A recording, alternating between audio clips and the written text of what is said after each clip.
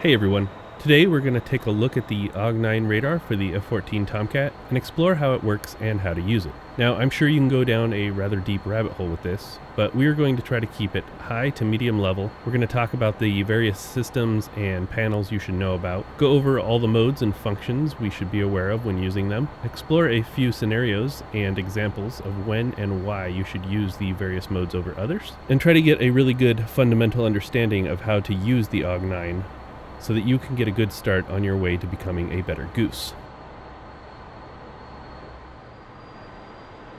There are 5 main areas to the RIO Pit that we will focus on. The first is the Detailed Data Display, or DDD. This is where we will interact directly with the AWG-9 radar. Next, the Tactical Information Display, or TID. This builds a picture using track data from various modes on the WCS. Next, we have the Hand Control Unit, or HCU. This is how we hook targets on both the DDD and the TID and TCS. Next, the Computer Address Panel, or CAP.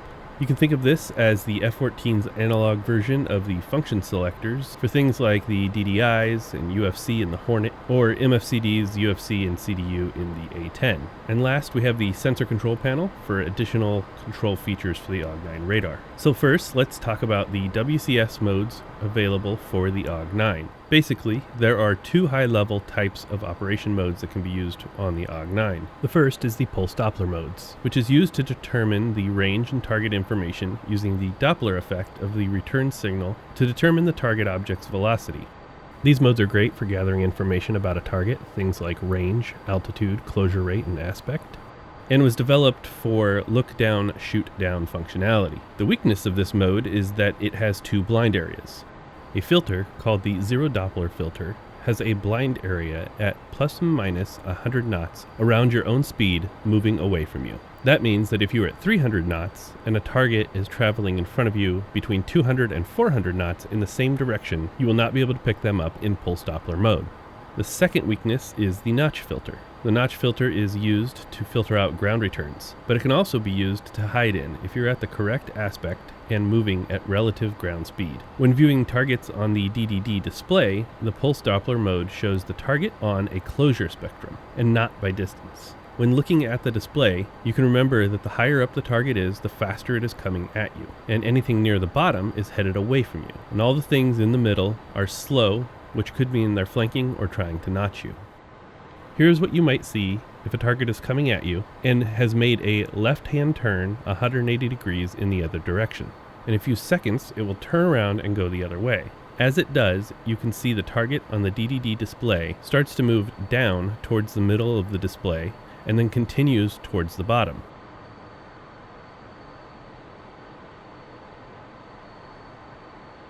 Now it's disappeared because it's in the notch filter,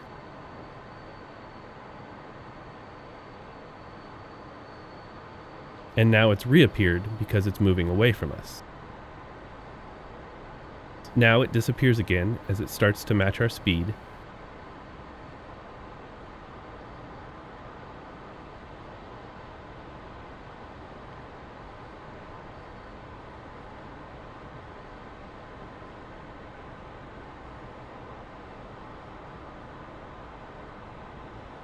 and then reappears as it starts to move away from us. The 2 examples where it disappears shows the weakness of the pulse Doppler. And here's what you might see if a target is flying away from you and then pulled a split S and turned back towards you. You can see the target moving downward, indicating that the closure rate is decreasing. Then the target disappears because it's in the notch filter, and then it reappears below the middle of the display. Now it disappears again as it starts to match our speed,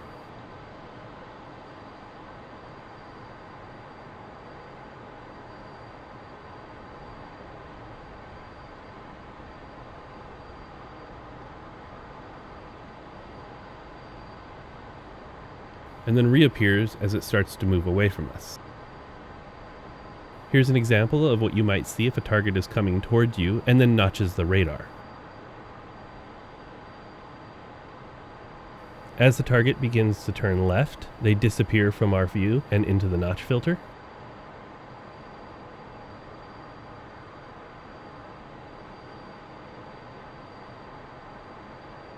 And as the target turns hot back on us, you can see it move up on the DDD display rather than down, indicating that the closure rate is increasing. The second mode of operation on the AWG-9 is pulse mode. In this mode, the AWG-9 does not use a Doppler filter. This means it can detect targets at all aspects and can be used to show rudimentary ground mapping. The strength here is that you cannot notch the radar in this mode, ever. However, the countering weakness is that without the ground filter, it will pick up unwanted ground reflections which can be used by your opponent to mask themselves in the background noise. In addition to this weakness, it has a shorter range than Pulse Doppler and cannot guide the AIM-54. So in this mode, the AIM-54 is limited to a max range of about 20 nautical miles. On the DDD display, the Pulse mode shows the target at range and azimuth. Pulse mode does not show any information on the TID, and both Pulse and IFF modes use the range selectors above the DDD display. Now here's just one example of a reason to use Pulse over Pulse Doppler. In this example, the target will notch us, and we'll switch over to Pulse to keep track of the target and even lock them, even though they are in a notch. Becoming a good RIO will mean you will need to learn the different situations where you would want to use Pulse over Pulse Doppler, along with helping your pilot maneuver the plane to make the most of these modes. Okay, now back to the Pulse Doppler mode. The DDD has 4 different Pulse Doppler modes to choose from, each with their own strengths and weaknesses. The first is PD Search, which is literally just Pulse Doppler search mode. This has the longest range. In this mode, we can only look at the DDD display, and no targets will be shown on the TID, because it does not store any track information. This mode shows only azimuth and closure rate on the DDD, and can use any of the azimuth, scan, and elevation bar modes. Next we have RWS, which stands for Range While Search. Range While Search is great for getting a picture at a long distance and uses FM ranging to measure the range of the target, in addition to their closure rate. Because of the additional processing, the range of the RWS is less than the range of PD Search. This is the mode that you will want to use to get a picture of the airspace at a distance. Then switch to TWS as you get closer. RWS can show a maximum of 48 concurrent tracks. It will show altitude and range on the TID and can use the azimuth, scan, and elevation bar modes. RWS does not allow you to mark targets on the TID as friendly or hostile. Next is TWS. TWS is a lot like RWS. It uses both Pulse Doppler and FM ranging. It can track up to 24 targets and show a maximum of 18 on the TID. TWS Auto and TWS Manual modes are basically the same, except that in TWS Auto, the computer takes control of the used scan volume, scan pattern azimuth, as soon as the target tracks are present.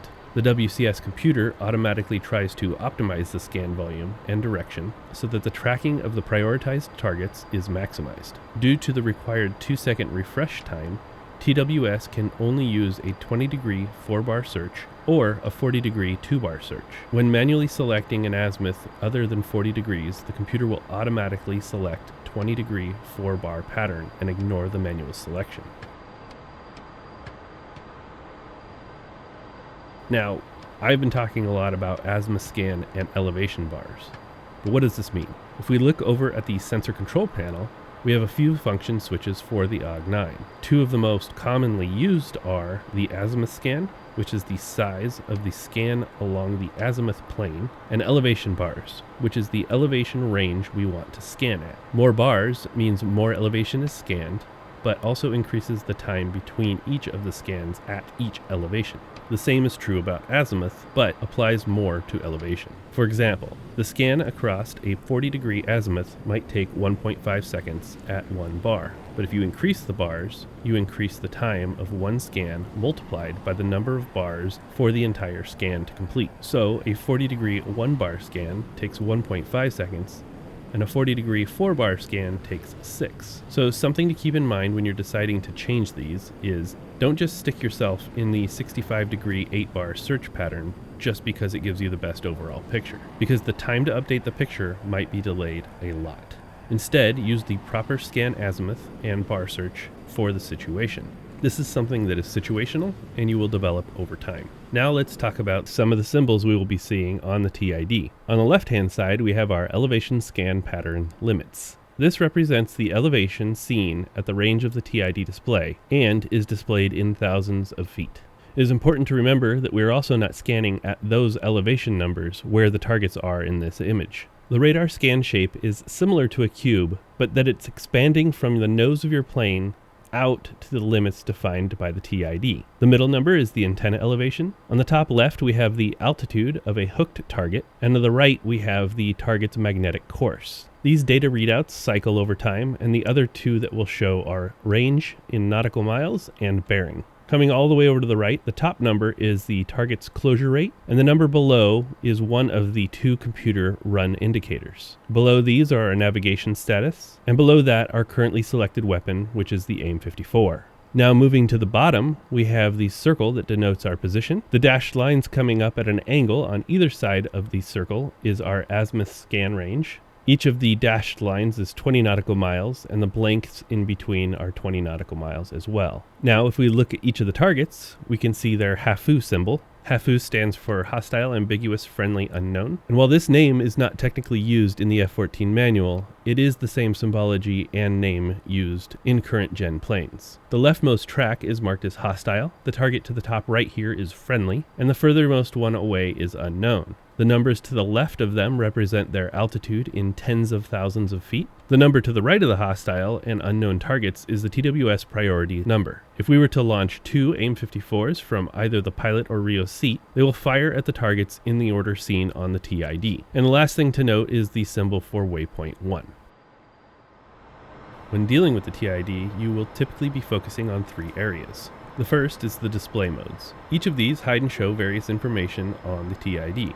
These can be helpful to declutter some situations or get more specific information. First, we have alt number, which toggles the display of the altitude numeric on the left side of the track symbol. This numeric represents tens of thousands of feet and is rounded away from 0. As an example, 0 to 4,999 feet would be 0, but 5,000 to 14,999 would be 1. 15,000 to 24,999 would be 2, and so on and so on. Next, we have symbol elements, which toggles the display of all symbol elements like friendly, hostile, and unknown on the tracks. Next is data link. Similar to symbol elements, this toggles the display of the symbol elements on the track received by data link. Then we have jammer strobe, which toggles the display of, you guessed it, the jamming strobes. Next, non-attack, which toggles the display of non-attackable tracks. This is great to be used when you are getting into a situation and you want to remove all friendlies from the TID. Then velocity vector, which toggles the display of the velocity vector on the tracks. And last, launch zone, which toggles the display of missile launch zones and replaces the velocity vector on the tracks. The second area on the TID is range. This is the view range of the TID and is independent of the DDD range selector.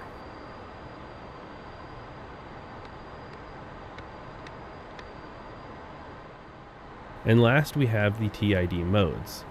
These are various modes we can put the TID in to show the tactical information in different layouts, which can be useful for different situations. First, we have ground stab, which shows a top-down view of our plane at the center, allowing us to get a picture which is similar to the moving map in, let's say, the A-10C or the F-18. This is a great mode to be in when trying to establish situational awareness, and when using data link, you'll be able to see more than just what's out in front of you, and also while navigating, you'll be able to see your waypoints that aren't directly in front of you. In this mode, the velocity vectors from each of the tracks indicates the absolute velocity. Next, we have AC Stab, which shows a top-down view of our aircraft at the bottom center. This is typically the mode you should be in when the targets are off of your nose and you need to scan way out in the distance in front to get a clear picture. In this mode, the velocity vector is a relative velocity to your own ship. This means that if you were following a ship at the same speed and direction, it will not show a vector. But if you were following a ship at the same direction but moving faster, the vector would point in the direction of your aircraft on the TID. As such, it is more like closure than a true velocity vector. If it's pointed in your direction, you are closing on it, but it is not necessarily coming at you. To figure out if the ship is coming at you or going away, you would have to reference the DDD display. Last, we have attack, which is like AC stab, but also with additional symbology. This will show the horizon line without STT lock, but also the allowable steering error or ASE circle and steering cues during STT.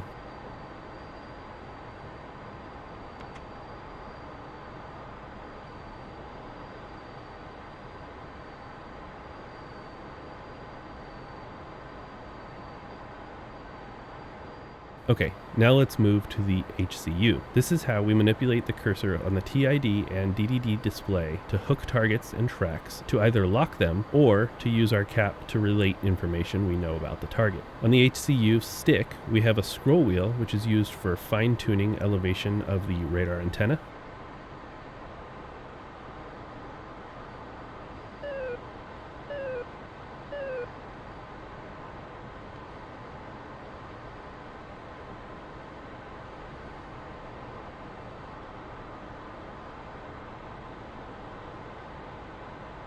And then we have the HCU trigger, which is used to select and trigger different functions in the WCS depending on the current mode. It has two detents. The first detent is half action, which when depressed will allow us to move the cursor. And the second detent is full action, which is used in selecting or hooking a target or track. The HCU has 4 different mutually exclusive modes we can use to control the various systems it interacts with. First, we have IR-TV mode, which selects control of the TCS azimuth, elevation, and tracking. And now we just use half action on the HCU, and we go ahead and slew around our camera.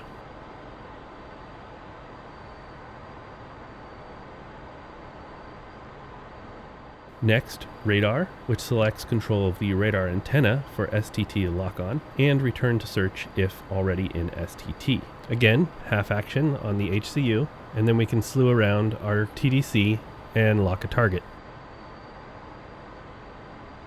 Half action again, and lock another target. Then we have DDD cursor, which selects control of the DDD cursor used to mark geographical positions while in pulse radar mode. Here, same thing, half action, and then full action to go ahead and fix on a target. And last we have TID cursor, which selects control of the TID cursor for hooking tracks on the TID. Moving over to the left console, we find our cap. Now, the cap is used for a lot of things. Special options like bit tests, navigation, tactical data, data link. For this video, we'll be focusing on the cap category of target data. This is used to specify whether a target is friendly, unknown, or hostile. So here we go to half action. Move our cursor over the target, full action. Then we come over to the cap and mark that target as a friendly. And you can see the HAFU symbol has changed. Now we go ahead and hook another target. Come over and mark it as hostile. And now the target is marked as a hostile. Okay, my brain hurts from all of that information. To wrap things up, here is a quick mission I did with Hawkeye. This mission is very simple. We just splashed 2 MiG-28s, but it covers a lot of things we've gone over in this video. I'll narrate a few things here and there, so hopefully you're not too lost. Let's check it out. So first things first, we're going to go to TWS manual. We see the target off the nose. We're going to go ahead and mark them as hostile.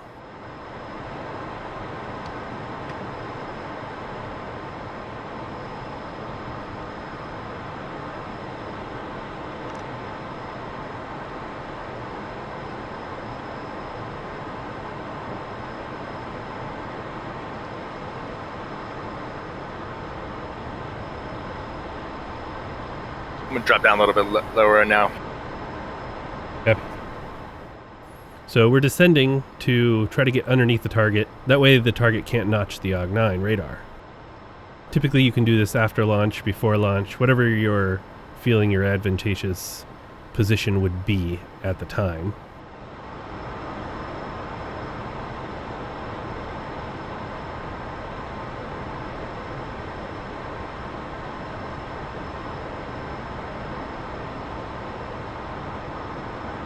And it is 42 miles.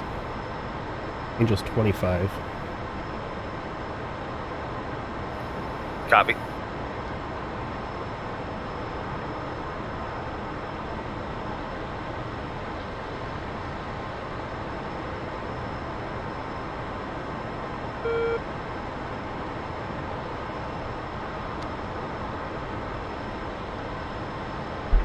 Box 3 long.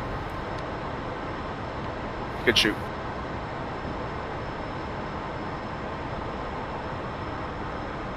Time to impact 64 seconds.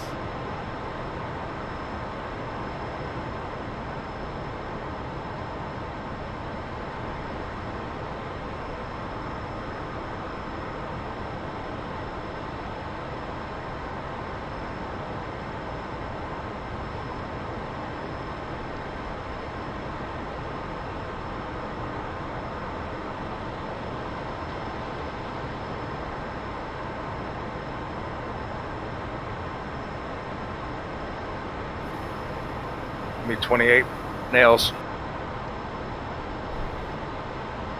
Copy. 20 seconds.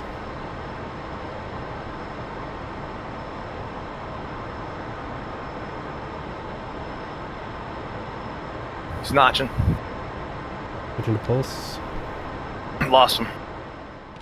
So here you can see on the left, we've already killed him. I didn't notice I got visual. that message pop up. Happy. So I'm continuing my search. Looks like he's going down. Good hit. Good splash. Yeah. Good shit. New nail. Me 28 nail. Checking right. So here I switch to RWS to get an extended range. Make sure we find the target faster. Got him. Yep. 40 miles.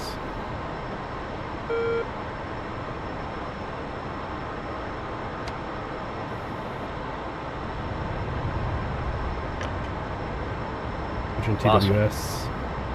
There he is. Go ahead and check IFF. You get Angels 20. I'm dropping down a little bit. Comes back negative.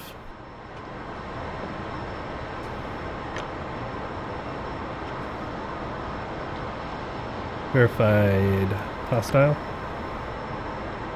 Affirmative.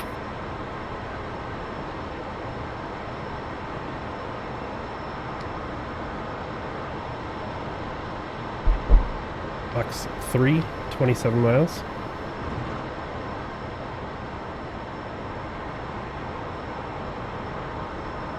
Switch into single target. Got him on TCS.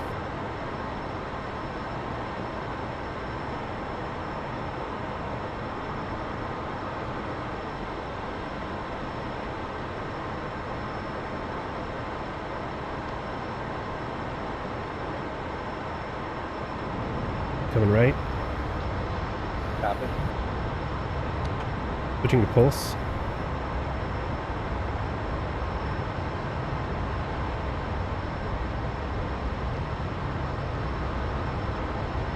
Good splash. All right.